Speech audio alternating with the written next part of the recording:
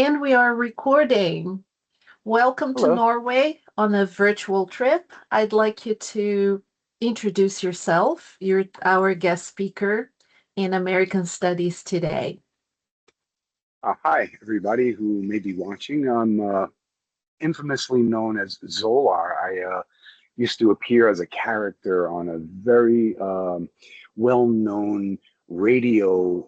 They called him shock jock back in the day, and then he matriculated from what's called terrestrial radio, which is AM/FM, to Sirius satellite, which then merged with an XM company that was also satellite. Now they're called Sirius XM Satellite, and his name was Howard Stern. And I became a character on the show by calling in and being funny and adding to the topic at hand, which was always something humorous, not as serious as Pollyanna here. Hello, Pollyanna. Wonderful. And my kids have certainly heard of Howard Stern. And Oh, this is the beauty of YouTube and TikTok clips and shorts because people circulate these materials from back in the day and they can get not exactly how it was, they can't experience it, but they can get a taste of what it was like. So that's wonderful. So definitely, definitely. so our conversation today will focus around being an American living in the United States. What is it like right now at this moment living in the United States? Well, I'll tell you, I'm an older person at this point. I'd hate to tell everybody my age because, I feel ancient because if I was an 18-year-old or a 14-year-old and somebody said, you're 60, that is like fossilized human being is when I was young. But now I still feel like I'm a 20-year-old, but I'm in this 60-year-old body. And to answer your question, the United States is changing in a way that people are realizing their rights and pushing the limits of their rights and taking it to the line to see how it's drawn in the sand and if they can surpass it or even change it to go further. And in all honesty, a lot of people don't really particularly care for that. They like their Bill of Rights and their Constitution, but I feel as if it was written a very long time ago, and there's always room for interpretation and change and modification and the need for these things personally.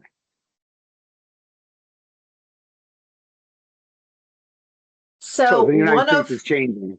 Yeah, when you said rights, that's a key element of what my students are being exposed to in terms of how the United States works. So rights, your rights and democracy. I want you to, in practical terms, how does that work? Basically, like there are certain rules and regulations, and of course we have morals, but morals don't stand up as much as, say, the law. So people now are highly educated due to the internet and the ability to look up the actual law, read it for themselves, find out what case law has happened in the United States that pertain to it. And the public is so educated, it's so powerful. And that's great about the United States. It literally made room for this to occur at this point in our evolution. So when we talk about democracy and rights, what is the first right that comes to mind to you as an American? Well, the freedom of speech, the freedom of religion, the freedom of the press, these are all within your, I think, if I'm not mistaken, because if you brought me to get citizenship where you had to do a certain test for citizenship, I, as an American, may not pass. It's not something that everybody knows, but you have the right to the freedom of press, you have the right to freedom of speech, you have the right, all these rights that are in the Constitution is what makes Americans strong. And we've always been proud of it. And that's something that we hear all over the globe. Everywhere where I have lived in different countries, I have heard people have the same impression of the United States. And freedom of speech is one of the biggest ones. So when it comes to freedom of speech, where do you draw the line? And that's your personal opinion. What is okay and Well, what is not? Well, the law states, and this is not my personal opinion, that you cannot yell fire in the middle of a movie theater where people are enjoying a movie and create panic as freedom of speech. So where that happens, that's illegal. But other than that, you could go out on the corner and express whatever it is. I feel like a donkey today. And, nobody can stop you. I mean, they may be able to disagree with you. That's their freedom as well. And they could have a debate right there in the street, or they could laugh at you, or whatever it may be, but no one can stop you. So if you want to be a donkey that day, feel like being a donkey, do it. There are certain forbidden words in the vocabulary in the United States, and right now there is a huge debate. There are pronouns, there are words that are not politically correct to be said, and we are more policed all over the world, I feel like, especially on social media when you're exposed. What do you personally think about that? Well, I think that calling somebody a name, is that what you mean? Like saying something pejorative to someone? This is also within your freedoms. You can yell as many pejorative terms as you like right at their face. It doesn't mean it's right, but you do have the right as long as you don't follow them around, and harass them. I mean, there's certain variations where you can call it stalking or whatever these type of terms are. But in a single interaction, and then somebody walks away from you, there's nothing that can be said other than I will eliminate you off this planet, for instance, or I don't know what terminologies you can use without getting in trouble on your video, but you know what I mean? You can't threaten somebody's mortal being. That's illegal.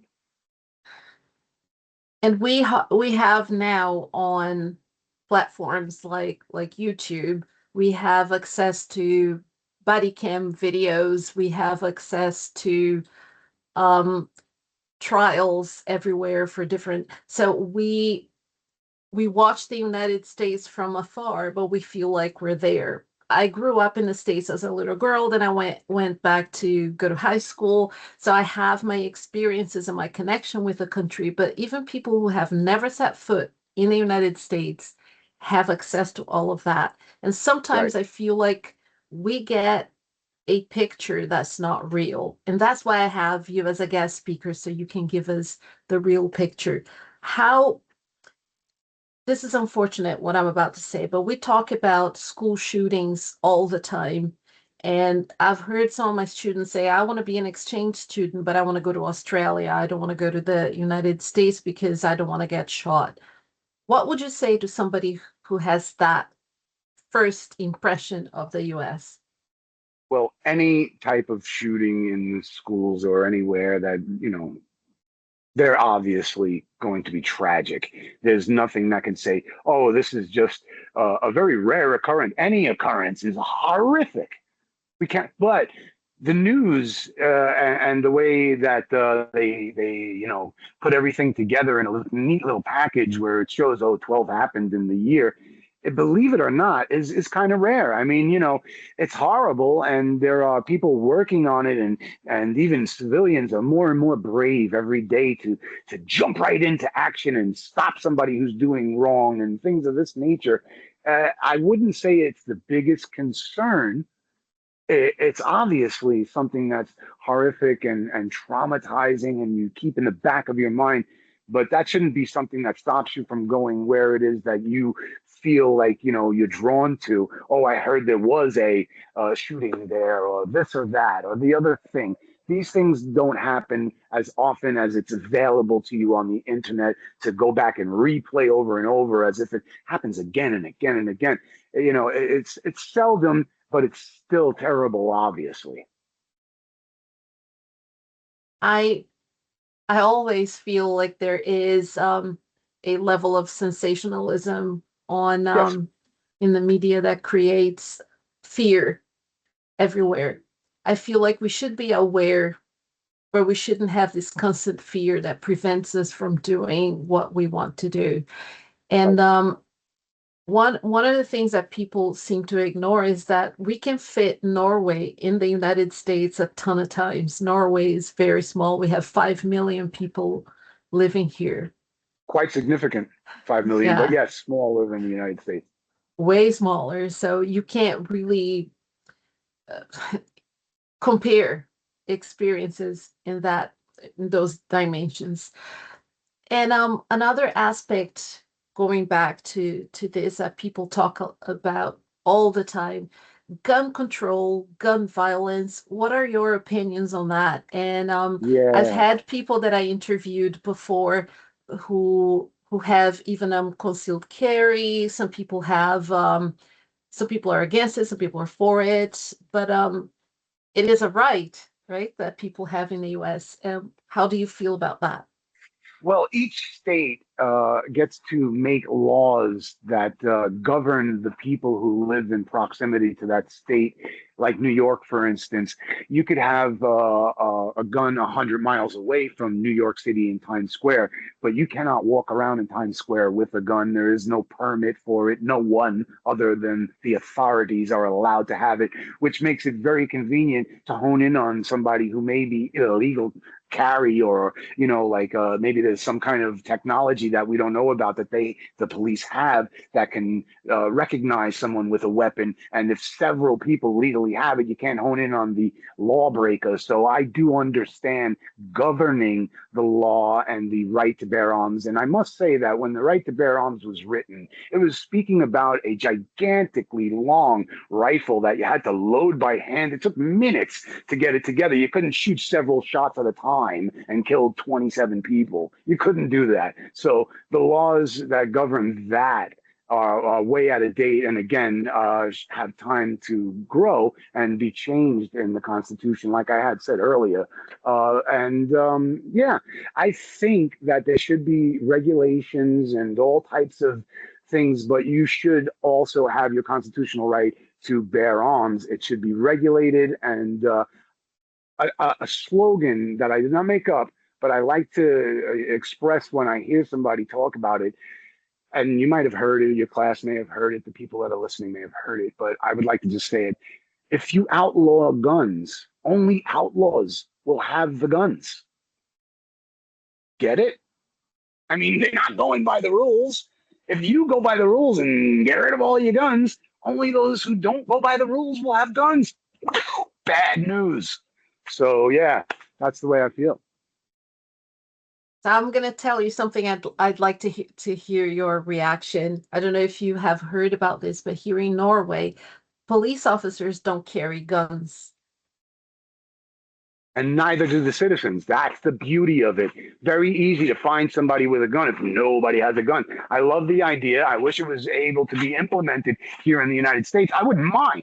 Don't get me wrong. If no one has a gun, I'm all for it. No need for it, just for hunting or whatever permits you need to go out into the woods and get an antelope. Hunting is very big here in There you go, Norway. people. I'm Yeah. for it in that perspective. And so how much do you know about Norway, and how much do you think the average person in the US knows about Norway? I wouldn't judge anybody by myself because I've never left the United States, and that's only due to the fact that I'm poor. So, I mean, I know it's not a laughing matter. I'm giggling out of nervous reaction to have said that to a bunch of strangers. But yes, I've never been able to travel outside the United States, and I don't know very much about anything other than the United States that I only know from my personal opinion about the Because United States. Norway is not a big country, so often I enough have when I heard of tell it, people obviously. when I tell people I'm living in Norway, when I tell my friends even in Brazil, people will initially ask me about Sweden or Denmark because they have heard of those before they heard of Norway. So Yeah. So I can tell you as much about Sweden or Denmark or Paris or anything as I could about Norway because that's my ignorance. I've never looked into it, and but I'm sure it's a wonderfully beautiful place and beautiful people, and I applaud them for having the police with no weapons and there's no shootings. How many shootings were attributed to deaths in Norway in the last year? In the last year, I wouldn't have the statistics for you, but I don't think that the criminality is very low, but it's not zero. Stuff Okay, still but I happens. mean, Yeah, there's because the 5 million people. If just a very select few of times over the last few, it's probably minuscule in comparison to, oh my goodness, what happens over here if you scale the numbers up correctly. You yeah, understand? we did have that huge shooting in 2011 where one Oh, gunman, yeah, that was the oh, biggest that happened in Norway, and that changed the mentality around the country. But oh, we're still very proud of how low the criminality is yeah, here. yeah. Yeah. Yeah, I mean, an event like that took so many years to happen, and it hasn't happened since. That's something to be commended over. So now I have the most important question that I'm going to ask you today, and it's about the American dream. I want to hear Hmm. from every aspect. I want to hear from yourself, your perspective, and also what do you think is the appeal for others who have the dream to go to America? So, from the insider, like, how do you feel about the American dream? Is it achievable? Do you feel like you have achieved it? Tell me all about it. All right. Well, personally, I think I've squandered my American dream by being that typical lazy American, but that's not true. It's not. I've tried so hard, and this is not to discourage anybody, but the American dream is achievable. People are achieving it left and right these days, especially in the media, with the internet, and everybody's becoming, all of a sudden internet famous, or has a whole community following them, and supporting them monetarily and everything. These are things you can do anywhere in the world, obviously, but the American dream is still there because I mean, if you start a business here and people actually like it and see your soul, they are attracted to you and they support you, and just as they are attracted. If you're the opposite and throw negativity at your trade or your brand, you'll get that as well. So it's a candle that'll burn you on both ends very, very deeply. So you can make it big and beyond your dreams, and it's still possible. Or you can get burnt and crispy crumble down to ashes here in America. There's and the in between is a rough living, to be quite honest with you, if I could put it anyway. So the in between, when you're living check to check, it's not the happiest life. Although, I mean, oh, you're in America. There's so many beautiful places all over the world. Obviously, I can't tell you from seeing them personally, but America will either take you high or take you low, and in the middle it's a struggle just like anywhere else in the world. It's nothing magical here when you're in the middle. You know what I'm saying? If it's a good time you're having and you're opening up a good business or working with a good business, joining a good business company, you can make it as long as you are pure and you're set and you're not lazy. You have to really, really put your heart and soul into it. And then at the end, you get what you wanted out of it. Now, I tried a lot. I tried everything. I was in the custodial, janitorial end of the Department of Education. Okay. And I didn't mind that because it was a union job. Okay. And union meant that you have benefits like health insurance, and you have a 401k plan. You're working on a retirement. Okay. And while I was doing that, I was trying to get into the entertainment business. Like I had said earlier, I made this name ZOLAR from being on the Howard Stern show, which was mega in the United States. I mean, probably the highest radio show monetarily producing, content in America till today. And everything I did. Now, I had friends along the way that were in the same trajectory. They made it. And here I am. I didn't make it with that, with the terrestrial radio or the satellite radio. So then I came off early in like 2005 and tried to get on the internet. And I also made friends who were trying it as well. And I tried hard and I went to different platforms and I made some money, a little money, but my friends took off and they did the American dream. Am I mad? Am I sad? No. I'm very happy for them.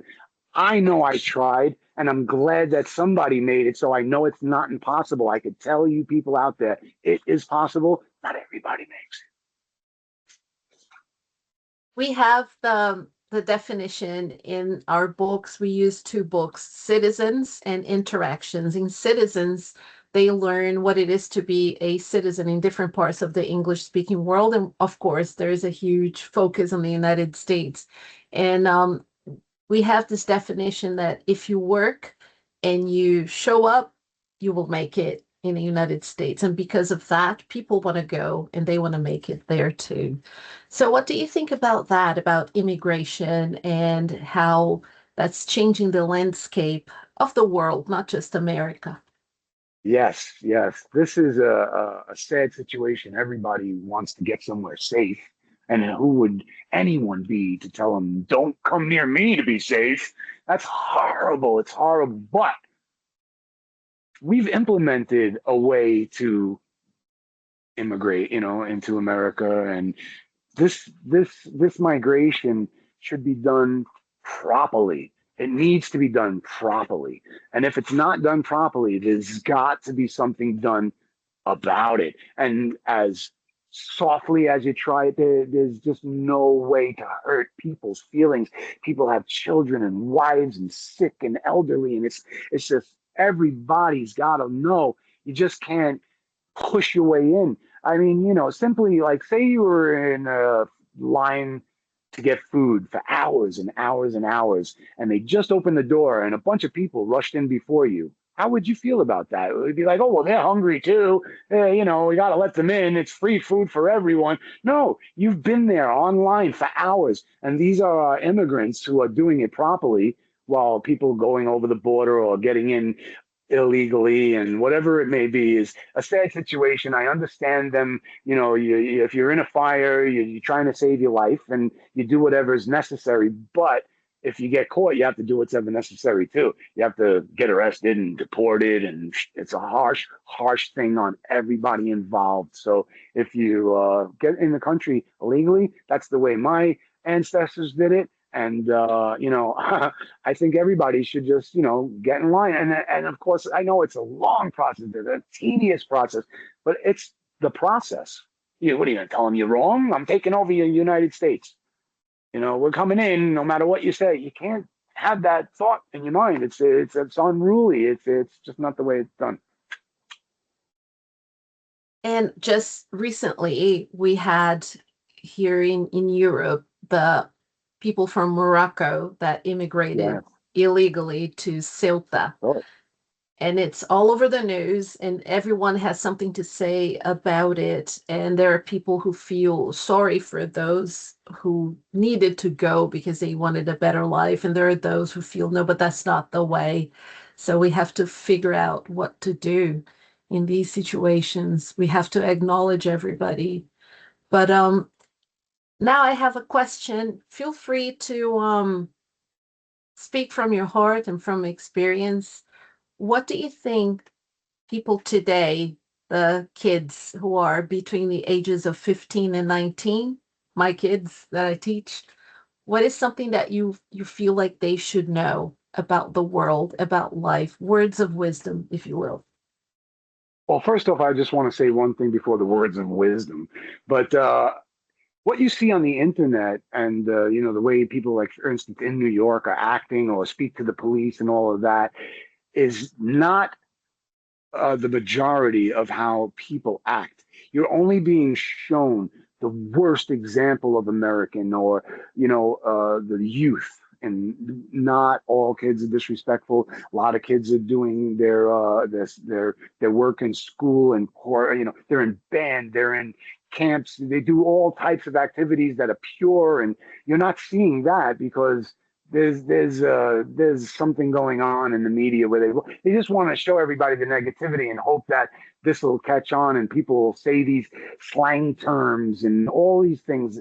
It's just off the charts, out of control, how the youth is being portrayed.